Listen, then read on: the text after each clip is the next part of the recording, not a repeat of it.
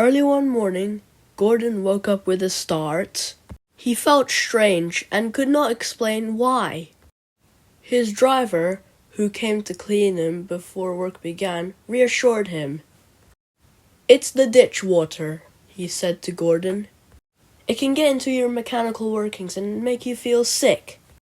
Gordon was satisfied with the explanation, but what was odd was that he couldn't remember falling into the ditch, even though it happened recently. The memory was fuzzy at best. "I'm just exhausted from pulling the express so well," he chuckled to himself, and fell back into an uneasy sleep. He dreamt of vague images, those of a mine and darkness below. In these images, he felt apart from himself, as if he was viewing the event from above. He couldn't see anything clearly, but he thought strongly that these memories didn't belong to him.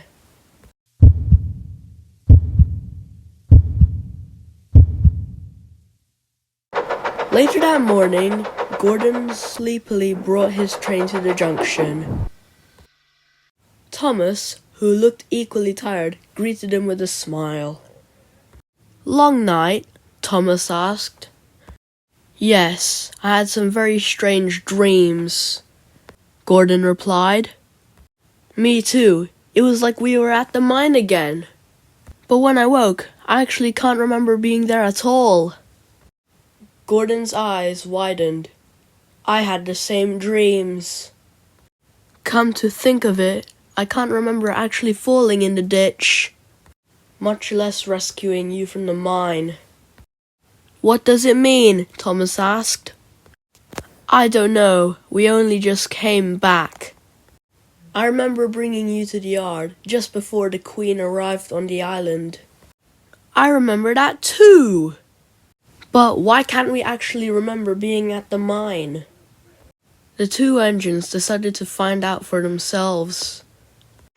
That night, the two of them puffed up the line that was left from the big station.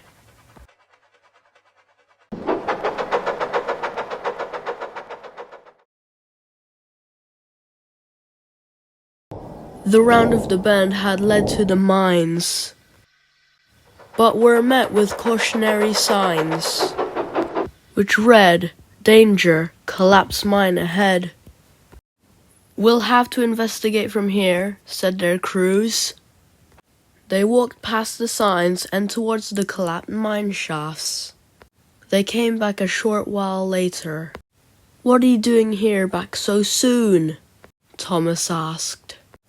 "Nothing to see. Let's head back." Thomas and Gordon didn't believe them.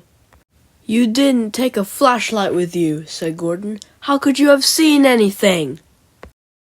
Their crews insisted, but Thomas resisted. He sped through the cautionary signs and stopped at the edge of a large caving pit. When he looked inside, he shrieked. "Gordon!" Thomas called, with tears welling in his eyes.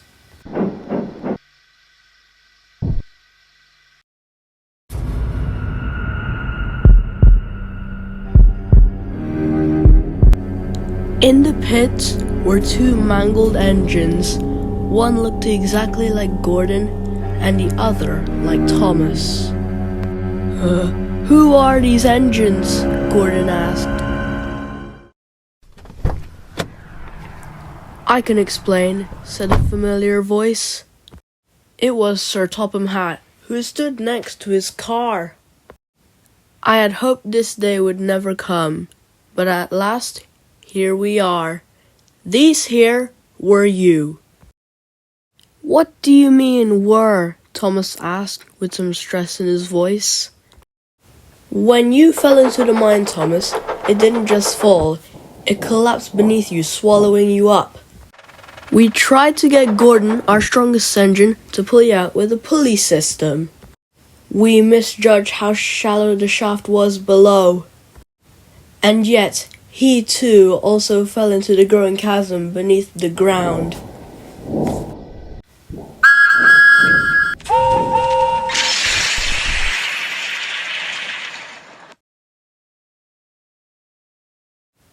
But how can we be here if we're down there? Gordon asked. It's a gruesome tale, said Sir Topham Hatt. We had a major scandal due to our lack of judgment. And so we saved your faces. There was a talented engineer from Crewe who moved your identities into new shells. The engines you see below, your former selves, were prototypes. Thomas and Gordon didn't know what to say. In confusion, they began to cry. But that doesn't change who you are now, said Sir Topham Hatt. You're still two of my most useful engines. We gave you a second chance, he said. And avoided a scandal, we understand. Sooner, the two engines slunk home. Buffer to buffer, everything felt familiar and foreign at the same time. It didn't feel whole anymore, now that they know that a part of them was running away from the bowels of the mines. The only hopes that one day, that many years from now, that these memories would become fuzzy too.